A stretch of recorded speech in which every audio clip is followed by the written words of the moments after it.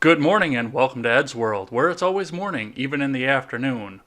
I'm Jay Edgar, and for the first time for a year in works and trying to get this guy on my show, we have the wonderful Matt Christiansen over on the other side of your screen.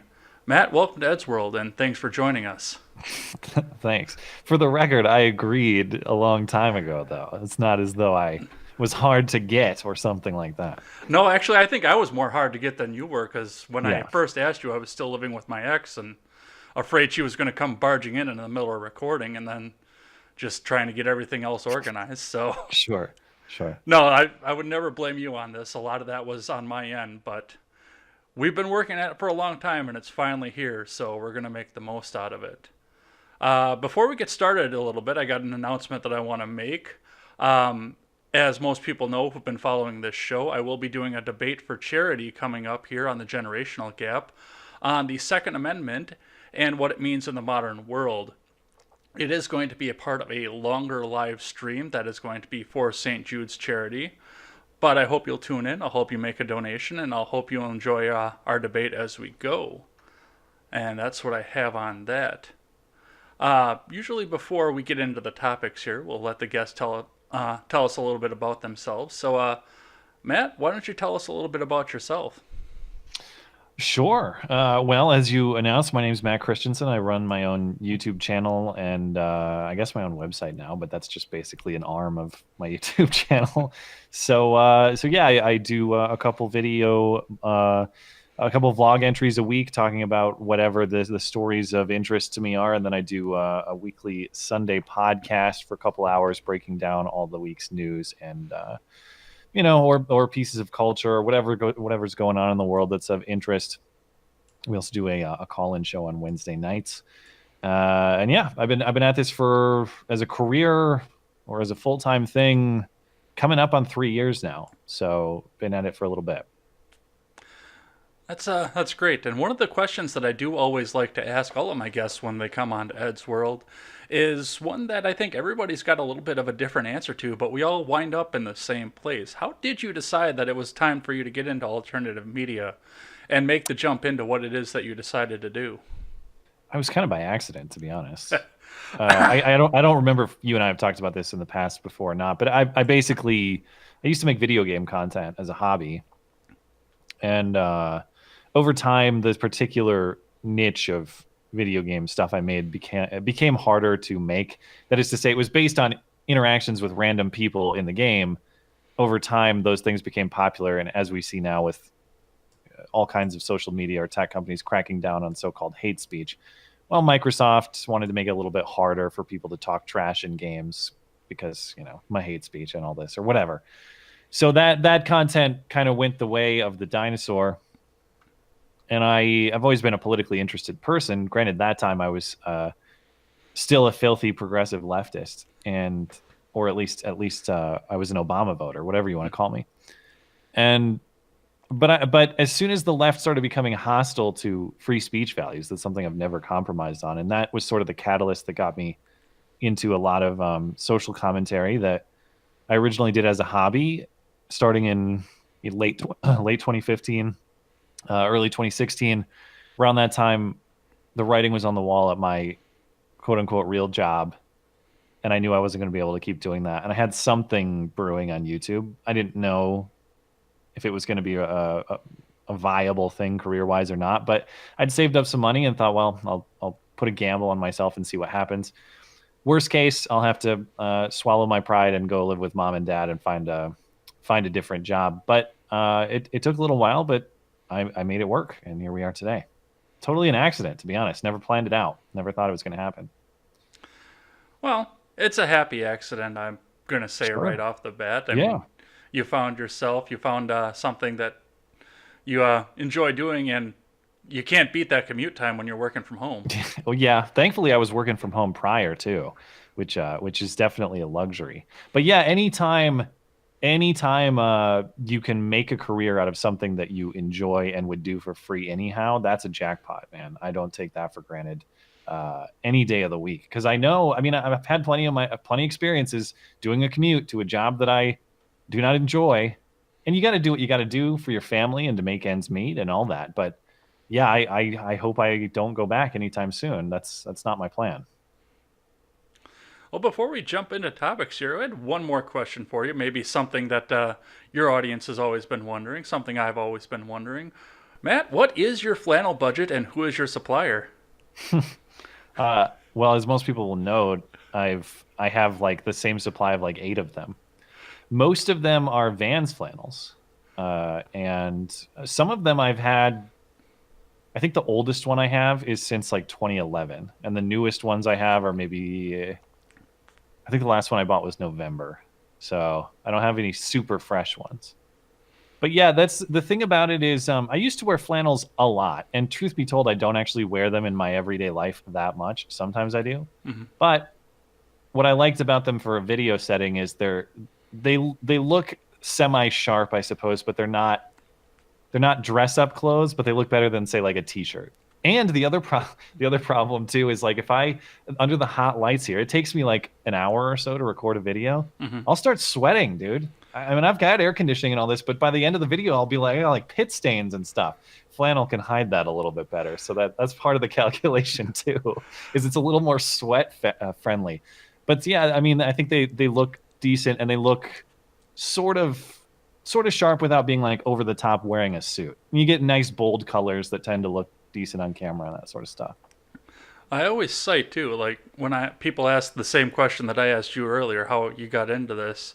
Yeah. I always cite the flannel because I told you this off mic at one point too. I got into doing videos. I had been doing blogging before any of this because I saw, I always thought you needed big money like the Daily Wire in your pocket Yeah. or something like that before. But Yeah. I mean, to see a guy in flannel sitting in his bedroom doing essentially the same thing I was doing, except on a different medium, that was kind of what started this on for me. So, Yeah, that's all this is a converted it's actually the master bedroom in the house. It's not even converted per se. It's just devoted studio space. But yeah, I agree. It is like there's like a informality about it without looking like a slob. That's kind of the angle. well, I think the pleasantries are done here. If you want to jump into topics here, I'll tease what we're Sure. going to be going on to a little bit here. This is going to be an abbreviated show, and I announced that on Twitter a little bit, but we'll see if JJ Leahy next week will take us a little bit longer to make up for it. I always want to make sure I get the most content I can to my viewers here, but for our topics today, we've got the fact that Alexandria Ocasio-Cortez decided that she was going to use black speak in front of a predominantly black audience. This has caused some controversy here, so we're going to discuss this. And as we always do on Ed's World, we are going to be talking 2020. Who's on the bubble, who's coming on, and who has already entered. So we'll talk about that. We'll get into this right away if you're ready. Sure. I'm just wondering if black speak counts as hate speech or not. Is that a PC term or is that I don't know. I'm not monetized yet, so I'm not worried about it.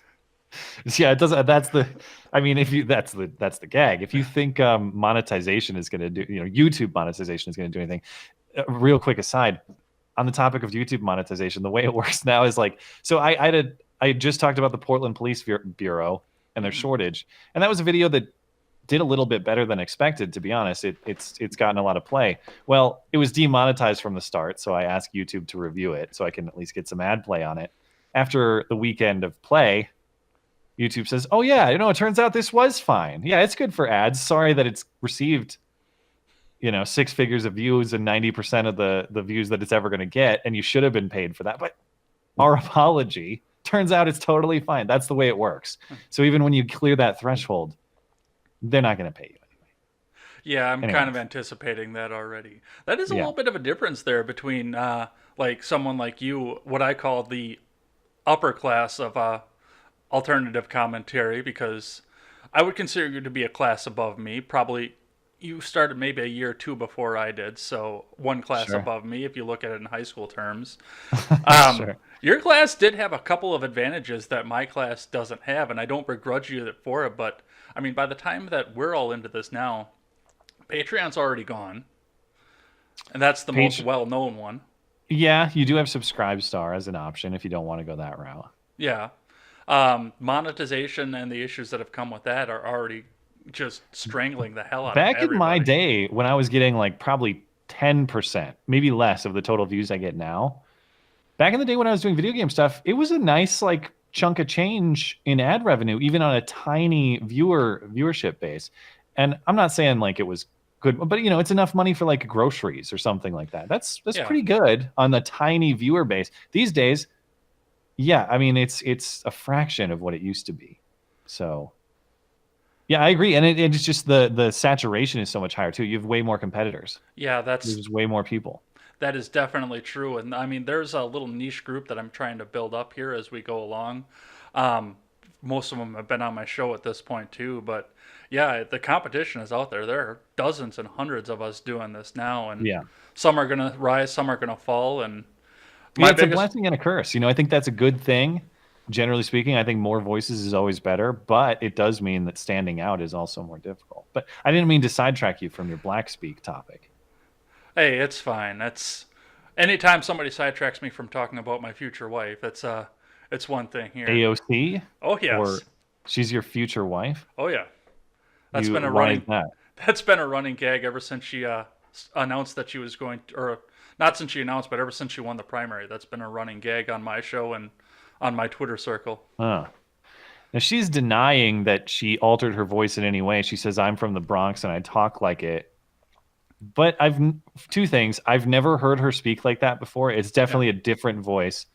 And then secondly, again, as I mentioned on our stream last night, I don't know a lot of New Yorkers, and there aren't a lot of New Yorkers here, but I've never really heard someone speak like that. And I think, yeah, that sounds like a Bronx accent.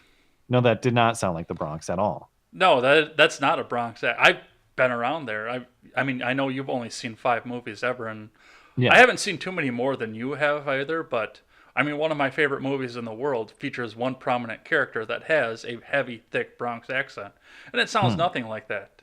And of course, I'm referring to Ghostbusters, the original. Okay. Janine's Yeah, heavy, thick which I have accent. not seen, of Oh, course. I But mean, yeah, I mean, I've heard a Bronx accent. I know or just a New York accent generally. Maybe not Bronx specific. And that's not, to me, it sounded like she was trying to speak in black speak, as you put it. That she was trying to pander to a predominantly black audience at Al Sharpton's thing. well, my big question on this is this controversial rather or not? I mean, is this a Hmm. complete controversy, something we should be paying attention to, I or is think this? it's I think it's funny, but some people are accusing her of like racism and stuff like that. I don't care. I'm not trying to crucify her on like social justice grounds. I just think it's funny. I think she just looks buffoonish, but that's about it. I'm not saying like punish her or something like that.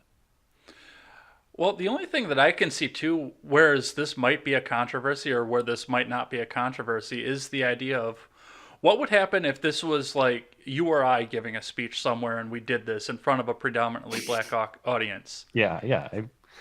I guarantee you we would not be treated as kindly for sure. It would also depend on our politics. Well, I don't know that a white guy could get away with it at all. Maybe it doesn't matter if he's a progressive white guy or not. I think you're screwed no matter what as a A white male. white girl, maybe, but not a white guy. Maybe. Yeah, I think that's fair. I mean, I've heard that accent from some very, very, very white girls in some of the cities that I've lived in the past. That Didn't Hillary do something similar to this years back too? Wasn't there a controversy with her?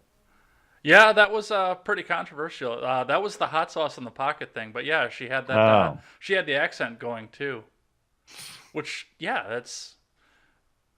it's just because she's on the left. I think that she got away with that at all. But I mean, again, what if you or I did this? What if Romney did this? I don't think Romney would ever do that. I'd love to watch it. That That'd I be the would. most forced thing ever.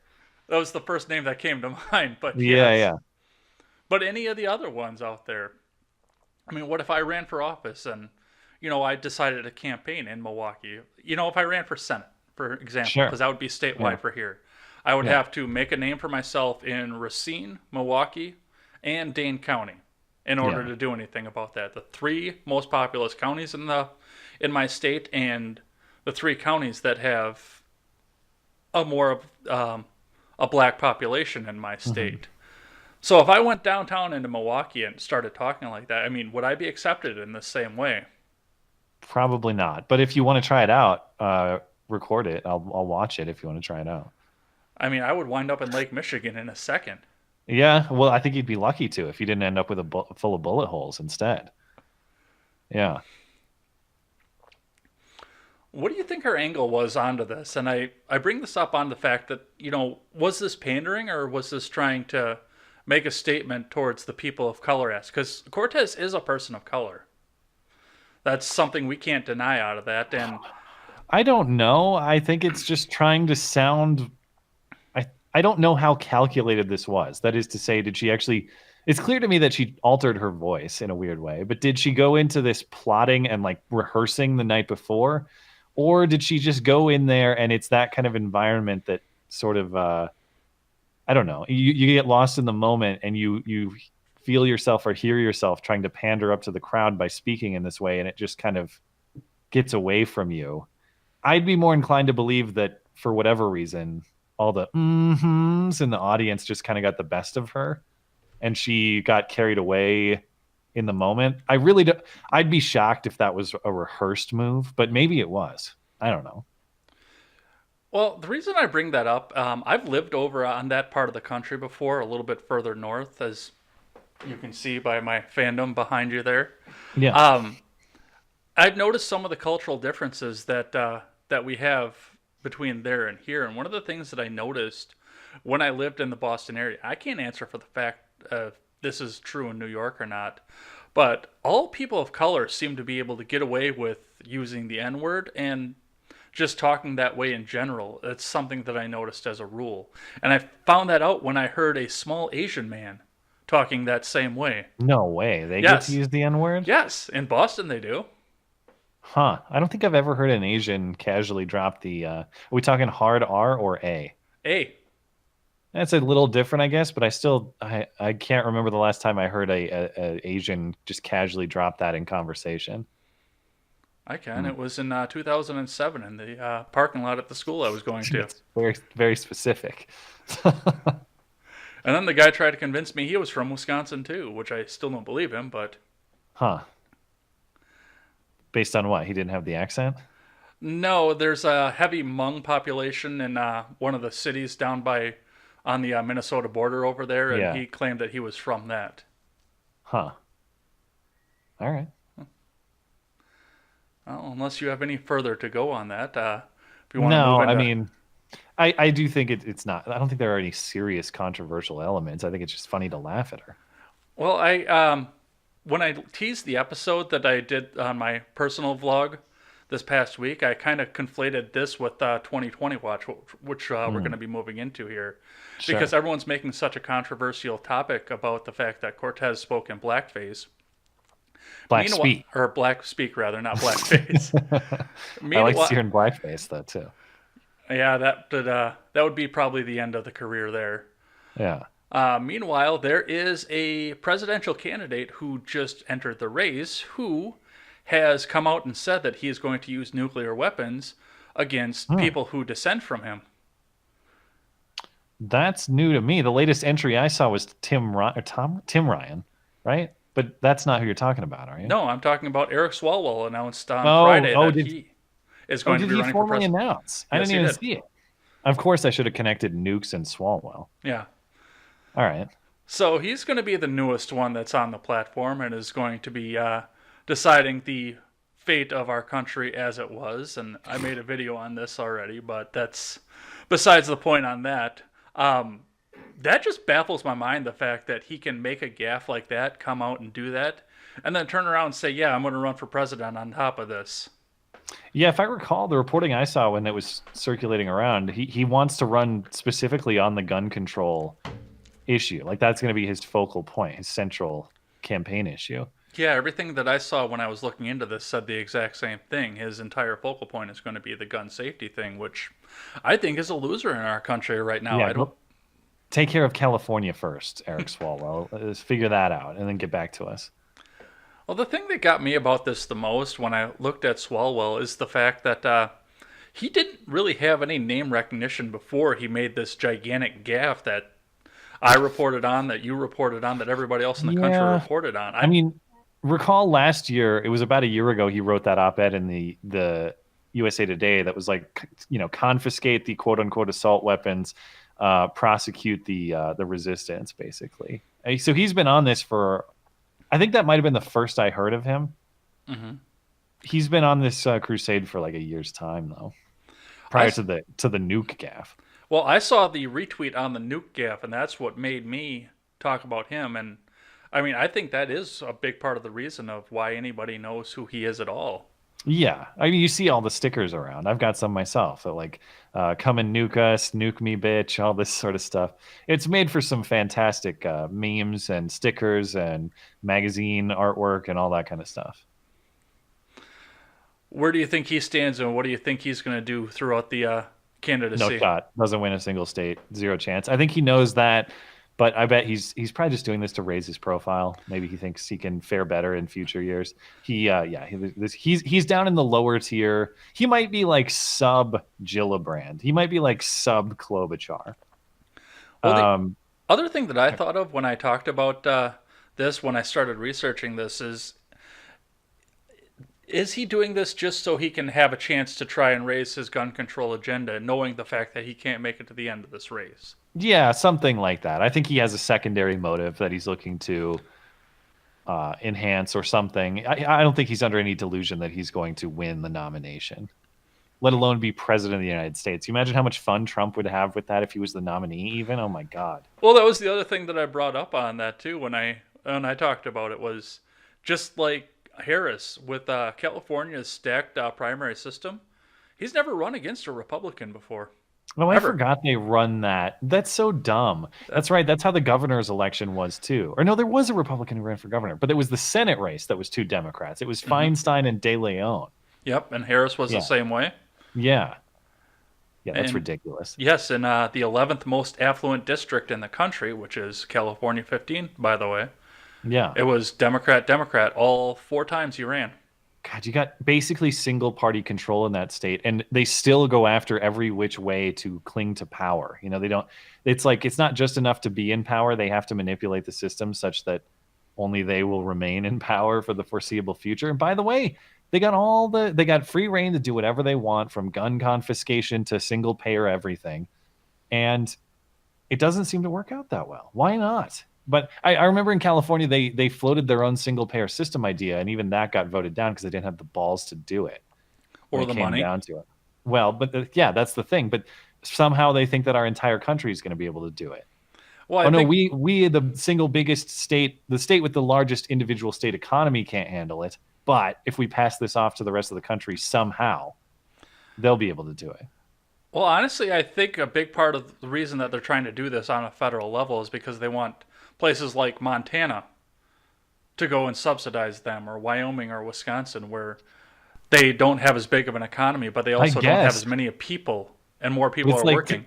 Tax all my money at 100%. It's not enough to pay for everyone's healthcare in California, let alone the fact that you want to extend your benefits to illegals in a lot of cases. How? That's just, it doesn't work. The numbers aren't there. They'll vote the right way and they'll get everybody in. So, yeah, well, all they got to do is get around the Electoral College first. That's the other thing they're working on. That's never going to happen. No, the only way is they're not going to do it by constitutional amendment, but this whole BS. What's the name of the system they're doing? They're passing it state by state, such that states agree to award their electors to the popular vote winner. New Mexico. Yeah, the compact is what they're calling it, which is illegal, by the way. How is it illegal? Because interstate commerce has to be regulated by the federal government. Oh, so you're saying that like the cooperation amounts to commerce? How does it amount to commerce? It's an interstate the fact that it's an interstate compact would denotes it as commerce, as an agreement between states, and that does have to be regulated on the federal level. That's about the only thing the federal government is supposed to be able to do, to be completely honest, by the Federalist Papers and the founders.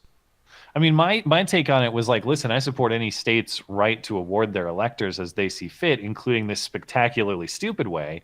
So I guess I'm not in favor of the federal government telling them they can't. It's your state, your electors.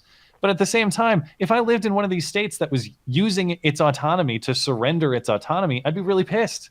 I would definitely be writing all kinds of letters to my state reps and my governor and all these people. That it's insane. And how hilarious will this be if it works out this way? That they actually do this compact, or these states have passed these laws, whether they have a sufficient amount of electors But Trump, let's say Trump wins the popular vote Yep. in 2020. Are these in place now, such that like California and New York and stuff would go to Trump then, or are they like still in process? They are still in process. The thing about the Okay. compact, though, is yes, you said that they have the opportunity. They can all make their laws as they see fit individually by state Yeah. law, like you had said. The fact that they're entering into a coalition together is what makes it illegal and non-binding by the federal government. But isn't that all just kind of de facto? Like it's just there's no formal It's agreement. technical. They've all passed their own separate state laws, right? I'm not sure how it goes on that level, but yeah, it's the fact that they're trying to come together into a coalition is what makes it illegal on the federal level. Hmm. But That's the there's way I no understand it. it's Sticks did a good. when you say it could be regulated, not that it is regulated, right? It is interstate commerce is all supposed to be regulated through DC. Right, but What they there's do no within their law own on the state, books. There's no law on the books that prevents this right now. It's just that theoretically the feds could stop it under this reasoning. I would have to look into that more, but I am to the understanding there is a law that would prevent this currently. All right. Well, we blew through that half hour in a hurry, didn't we? Yeah, sure. I got a couple minutes left. If you got one more topic or something like that. No, I'm gonna let us close on this, but there is Okay. one last topic on here that I always ask all of my guests because politics is such a divisive topic and has so many negative connotations. I try and end Ed's world on something that's really positive. Hmm. So tell us a little bit about a hobby that you have that has nothing to do with politics or work, which I guess in your case would be one and the same, but something Basically, else that you have going on in life. Could be a video game you're playing, a new album that you listen to, yeah. something outdoors Uh, that you like to do. Just something positive. yeah. I mean, when I'm not doing work stuff, I pretty much go snowboarding or play video games or go shooting or something like that, or just go out on like hikes around here and things like that. Right now, the video game I'm playing, which I haven't played a lot lately, but I've had a little more time lately, which has been refreshing. So I bought it last summer, but I still have not completed it. It's the remake of the Crash Bandicoot trilogy, the remaster. So I'm going through and trying to be a completionist about the original three Crash Bandicoot games. They're hard, man. Video Yeah. games from back in the '90s and stuff are hard. They're really challenging. I was like, because I stayed up till 1 a.m. on Saturday night trying to do one of those time trials. I finally got it, but I was like pissed. I was like, smash my controller against the desk trying to do this thing. So, and I saw in a couple months they're releasing a remaster of Crash Team Racing too, which I'll pick up. So that's pretty exciting. I never tried CTR, but I did play a lot of Crash too. Yeah, I mean, CTR is like if you liked Mario Kart, you'd like that game. You know, it's Which I like did. Sony's response to Mario Kart is basically what that was. Yeah. So yeah, maybe eventually I'll get 100% completion on all these Crash Bandicoot games. Well, thanks for coming in and talking to us, and thanks to the audience for coming in and having listened to this. If you liked what you saw and you're watching on YouTube, make sure you reach down and you hit that subscribe button and maybe throw a like on this video as well. That always helps us move up the algorithms. If you're listening back to this later on an audio platform, thanks again. Make sure you subscribe on your audio platform. And if you're listening on Apple, please leave us a 5-star review and a good rating on there. That always helps us move up the algorithm charts as well. And if you don't have a 5-star review for this show, email me at edsblogtwitter@gmail.com and let me know how I can improve it because I want to give you a 5-star show. So I always say at the end of my videos, always remember, never take the words of bloggers, podcasters, or journalists as gospel. Because we're kind of making a lot of this up as we go. We research, but we can't always get all the facts in time. So make sure that you find all the facts and draw your own conclusions. Matt, you have last word today. Sure. Thanks for having me. I appreciate it. That's not a problem. Thanks for coming by. Take care, everyone.